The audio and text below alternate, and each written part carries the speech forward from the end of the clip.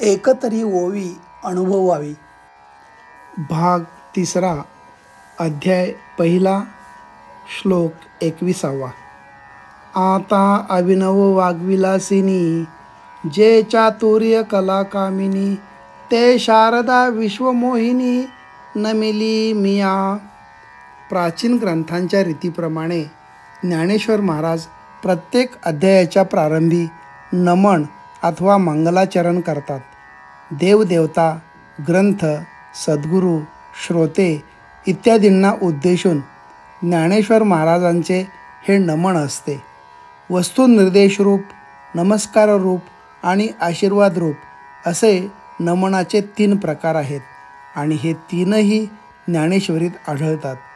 ज्ञानेश्वरीच्या प्रारंभी ओंकाररूप परब्रह्माचे व वाङ्मयरूप गणपतीचे नमन केल्यानंतर ज्ञानेश्वर महाराज वाग्देवता श्री शारदा अथवा सरस्वती हिला वंदन करीत आहेत. ही शारदा अभिनव आहे. अभिनव म्हणजे नित्यनूतन दिसणारी. नित्यनूतन कशी? तर ज्ञानेश्वरानेच म्हटल्याप्रमाणे भवानी पार्वती श्री शंकरांना जशी नित्यनूतन वाटते तशी ज्ञानेश्वर महाराजांची प्रतिभा अत्यंत श्रेष्ठ दर्जाची असल्यामुळे त्यांच्या या शारदा स्तवनाच्या ओवीला विशेष महत्त्व आले आहे. प्रतिभा म्हणजे काय?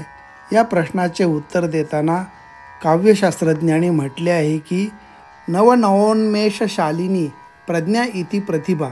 याचा अर्थ असा की सृष्टीमधील निगूढ अशी सौंदर्य रहस्य शोधून काढण्याचे सामर्थ्य ज्या शक्तीला असते तिला प्रतिभा म्हणतात.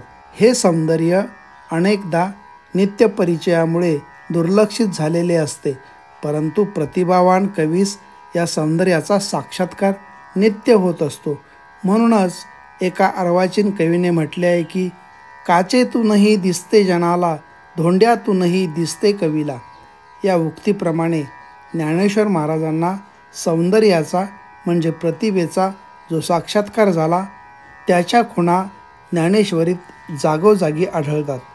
या प्रतिभेची देवी शारदा अथवा सरस्वती हिला ज्ञानेश्वरांनी मनोभावे प्रारंभीच वंदन केले आहे. ही देवी अभिनव तर आहेच, पण ही नित्य नव्या नखऱ्यांनी व विलासांनी रसिकांना मोहवून टाकते. शिवाय ही शारदा नानाविध कलांची स्वाभिमानी आहे आणि आपल्या विभ्रमांनी साऱ्या विश्वास मोहिनी घालते. हिच्या सौंदर्यलीलांवर सर्व जग मोहित होते. अशा या अभिनव वाग्विलास करणाऱ्या चतुर कलाकामिनी आणि विश्वमोहिनी शारदेस मी नमन केले आहे असे ज्ञानेश्वर म्हणतात.